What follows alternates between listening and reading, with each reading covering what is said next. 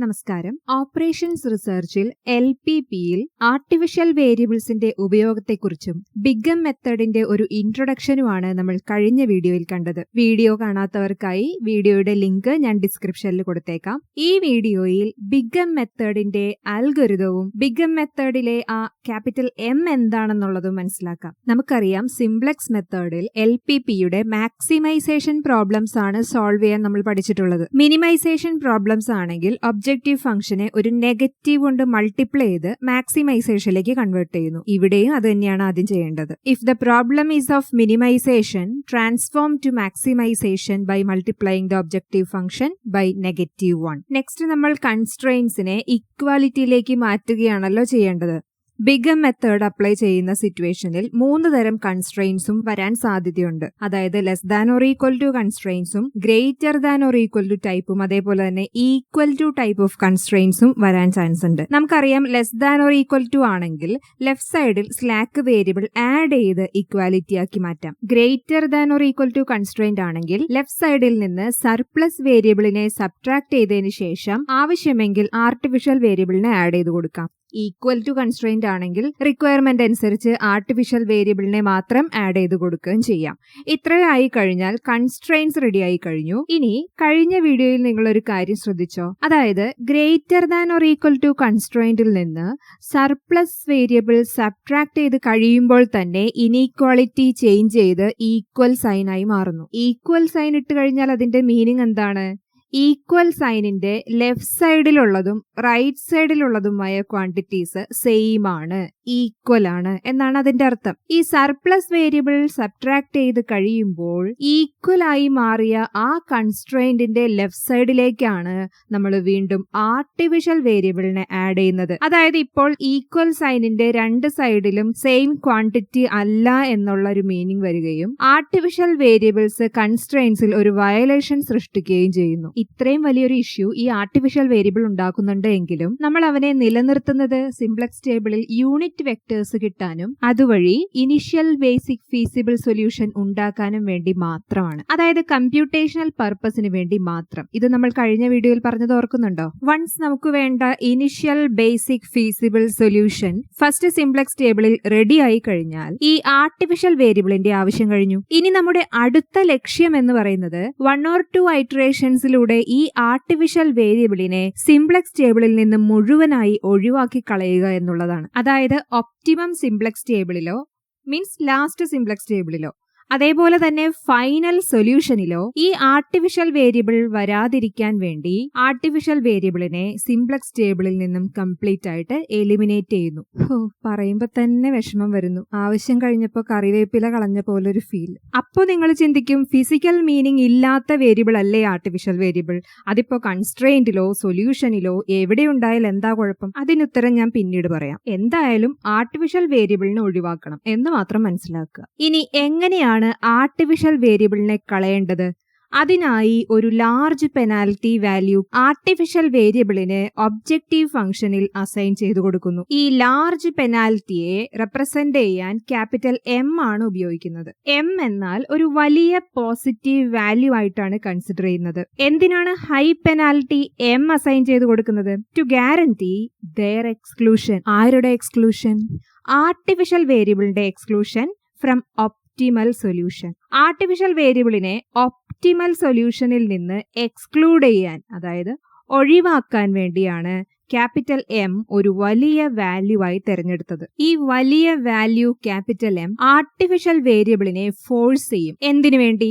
To become 0 in the optimal solution. അതായത് final സൊല്യൂഷനിൽ artificial variable വരാതിരിക്കാൻ, അതിന്റെ വാല്യൂ 0 ആക്കി നിർത്താൻ ക്യാപിറ്റൽ M ആർട്ടിഫിഷ്യൽ വേരിയബിളിനെ നിർബന്ധിതനാക്കും. എങ്ങനെയാണ് M ഈ കാര്യം ചെയ്യുന്നതെന്ന് അടുത്ത വീഡിയോയിൽ പറയാം. അങ്ങനെ ആർട്ടിഫിഷ്യൽ വേരിയബിളിനെ സിംപ്ലക്സ് ടേബിളിൽ നിന്നും തുരത്തുന്നത് വഴി നമ്മൾ 2 കാര്യങ്ങളാണ് ലക്ഷ്യമിടുന്നത്.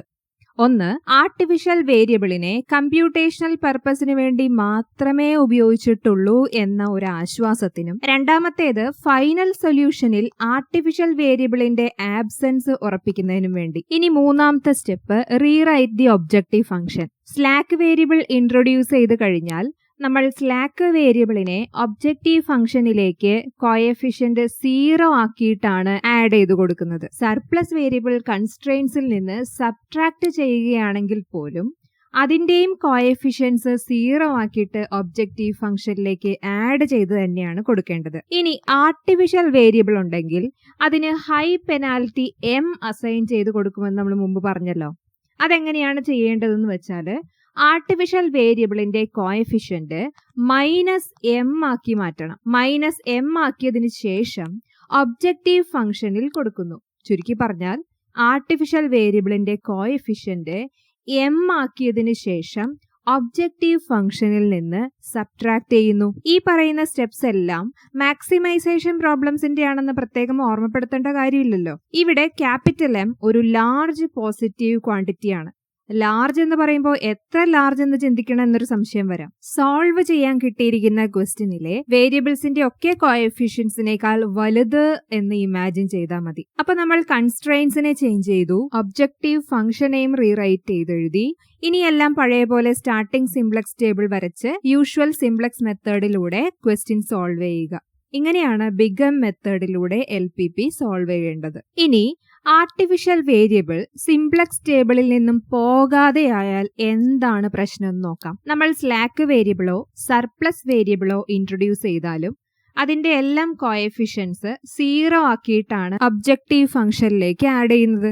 അതുകൊണ്ട് തന്നെ സ്ലാക്കോ സർപ്ലസോ ഇസഡിന്റെ വാല്യൂവിനെ ചേഞ്ച് ചെയ്യുന്നില്ല. കാരണം കോഎഫിഷ്യന്റ് 0 ആയതുകൊണ്ട് S1ന്റെയോ S2ന്റെയോ വാല്യൂസ് എന്ത് തന്നെ വന്നാലും കോഎഫിഷ്യന്റ് 0 കൊണ്ട് മൾട്ടിപ്ലൈ ചെയ്യുമ്പോൾ 0 ആയി പോകുന്നു. എന്നാൽ ആർട്ടിഫിഷ്യൽ വേരിയബിളിന്റെ കോഎഫിഷ്യന്റ് -m ആണ് ഇസഡിലുള്ളത്.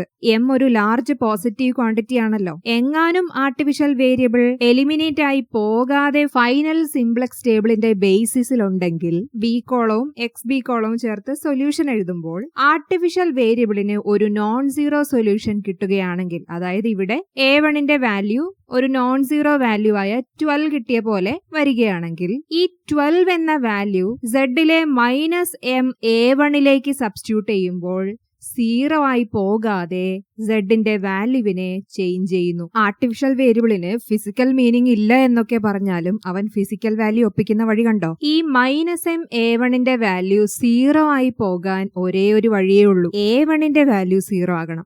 A1 0 ആകുന്നത് എപ്പോഴാണ്? A1 ബേസിസ് കോളത്തിൽ ഇല്ലാത്തപ്പോൾ. ബി കോളത്തിൽ ഇല്ലാത്ത വേരിയബിൾസിന്റെ വാല്യൂ സൊല്യൂഷനിൽ 0 ആയിട്ടാണല്ലോ നമ്മൾ കൊടുക്കാറ്. ഇങ്ങനെ ഒരു പ്രശ്നം ഉള്ളതുകൊണ്ടാണ് ആർട്ടിഫിഷ്യൽ വേരിയബിളിനെ നമ്മൾ സിംപ്ലക്സ് ടേബിളിൽ നിന്നും എലിമിനേറ്റ് ചെയ്യുന്നത്. ഇപ്പൊ മനസ്സിലായോ? ഇനി -m നമ്മൾ Zൽ ഉപയോഗിക്കുന്നത് കൊണ്ട് CB കോളത്തിലും അതുവഴി ΔJ വാല്യൂസ് കണ്ടുപിടിക്കുമ്പോഴും ഈ M അവിടെയെല്ലാം വരാൻ ചാൻസ് ഉണ്ട്. അപ്പോ ΔJ വാല്യൂസിൽ നിന്ന് ഹയസ്റ്റ് നെഗറ്റീവിനെ എങ്ങനെ കണ്ടുപിടിക്കാം? അതിനുള്ള ചില എക്സാമ്പിൾസ് നോക്കാം. First one, select the highest negative from 7 - 4m -6m + 6 2/3 - 9m. വളരെ സിമ്പിൾ ആണ്. ഈ എക്സ്പ്രഷൻസിൽ mന്റെ കോഎഫിഷ്യൻസ് ഏതെല്ലാം എന്ന് നോക്കുക. ആദ്യത്തേതിൽ -4, പിന്നെ -6, then -9. എല്ലാ കോഎഫിഷ്യൻസും ഡിഫറന്റ് ആണെങ്കിൽ ഇതിലെ ഹയസ്റ്റ് നെഗറ്റീവ് കോഎഫിഷ്യന്റിനെ ഐഡന്റിഫൈ ചെയ്യുക. ഇവിടെ അത് -9 ആണ്. സോ -9 വന്നിട്ടുള്ള 2/3 - 9m എന്നതാണ് ഹയസ്റ്റ് നെഗറ്റീവ് എക്സ്പ്രഷൻ. മറ്റൊരു എക്സാമ്പിൾ നോക്കാം. ഇതിൽ 6, -1, -3 എന്നതാണ് കോഎഫിഷ്യൻസ്. 6 ഒരു പോസിറ്റീവ് ക്വാണ്ടിറ്റി ആണല്ലോ. പിന്നെയുള്ള രണ്ട് വാല്യൂസിൽ -3 ആണ് ഹയസ്റ്റ് നെഗറ്റീവ്. സോ 10 - 3m ആണ് ഹയസ്റ്റ് നെഗറ്റീവ് എക്സ്പ്രഷൻ. ഈ എക്സാമ്പിൾ നോക്കൂ. കോഎഫിഷ്യൻസ് 1, 6, 3 ആണ്. ഇവിടെ നെഗറ്റീവ് കോഎഫിഷ്യൻസ് ഇല്ല. അതുകൊണ്ട് തന്നിരിക്കുന്ന എല്ലാ എക്സ്പ്രഷൻസും പോസിറ്റീവ് ആണ്. ഒപ്റ്റിമം സിംപ്ലക്സ് ടേബിളിലെ ΔJ വാല്യൂസ് കാൽക്കുലേറ്റ് ചെയ്യുമ്പോൾ ഇങ്ങനെയാണ് കിട്ടുക. മറ്റൊരു എക്സാമ്പിൾ ശ്രദ്ധിക്കൂ. ഇവിടെ കോഎഫിഷ്യൻസിൽ -6 ആണ് ഹയസ്റ്റ് നെഗറ്റീവ്. എന്നാൽ -6 2 പ്രാവശ്യം വന്നിരിക്കുന്നത് കൊണ്ട് ഏത് -6 ഉള്ള എക്സ്പ്രഷൻ സെലക്ട് ചെയ്യും? ഇങ്ങനെയുള്ള സിറ്റുവേഷൻസിൽ mനൊരു വാല്യൂ അതായത് എല്ലാ കോഎഫിഷ്യൻസിനേക്കാളും വലിയ ഒരു വാല്യൂ അസൈൻ ചെയ്ത് കൊടുക്കണം. കാൽക്കുലേഷൻസ് ചെയ്യാനുള്ള എളുപ്പത്തിന് വേണ്ടി ഞാൻ എമ്മിന് 100 എന്ന വാല്യൂ ആണ് കൊടുക്കുന്നത്. അപ്പോൾ 10 - 6m എന്ന ആദ്യത്തെ എക്സ്പ്രഷനിൽ 100 കൊടുക്കുമ്പോൾ -6 × 100 -600 ആവുകയും 10ൽ നിന്ന് അത് മൈനസ് ചെയ്യുമ്പോൾ -590 എന്ന് കിട്ടുന്നു. 5 - 6m കൊടുക്കുമ്പോൾ -595 എന്നും ആൻസർ കിട്ടുന്നു. ഇതിൽ ഹയസ്റ്റ് നെഗറ്റീവ് -595 ആയതുകൊണ്ട് ഹയസ്റ്റ് നെഗറ്റീവ് എക്സ്പ്രഷൻ 5 - 6m ആണ്. ഈ എക്സാമ്പിളിലും 2 -6 വന്നിരിക്കുകയാണ്. ഫസ്റ്റ് എക്സ്പ്രഷൻ -10 - 6mൽ 100 നമ്മൾ എമ്മിന് സബ്സ്റ്റിറ്റ്യൂട്ട് ചെയ്യുമ്പോൾ -610 എന്ന ആൻസർ കിട്ടുന്നു. സെക്കൻഡിൽ സബ്സ്റ്റിറ്റ്യൂട്ട് ചെയ്യുമ്പോൾ -595 വരുന്നു. -610 ആണ് ഹയസ്റ്റ് നെഗറ്റീവ്. അതുകൊണ്ട് -10 - 6m ആണ് ഹയസ്റ്റ് നെഗറ്റീവ് എക്സ്പ്രഷൻ. ഈ ക്വസ്റ്റ്യൻസ് ഒക്കെ ഒന്ന് നന്നായി പ്രാക്ടീസ് ചെയ്യുക. കാരണം ആർട്ടിഫിഷ്യൽ വേരിയബിൾ ടെക്നിക്ക് യൂസ് ചെയ്യുന്ന ബിഗ്ഗം മെത്തേഡിൽ ഹയസ്റ്റ് നെഗറ്റീവ് എക്സ്പ്രഷൻ ഐഡന്റിഫൈ ചെയ്യാൻ അറിയില്ല എന്നുണ്ടെങ്കിൽ നമുക്ക് പ്രോബ്ലം സോൾവ് ചെയ്യാൻ സാധിക്കില്ല. അപ്പോൾ വീഡിയോ മനസ്സിലായി എന്ന് കരുതുന്നു. വീഡിയോ നിങ്ങൾക്ക് യൂസ്ഫുൾ ആയി തോന്നുന്നുണ്ടെങ്കിൽ ഒരു ലൈക്ക് തരാനുള്ള മനസ്സുണ്ടാകണേ. താങ്ക്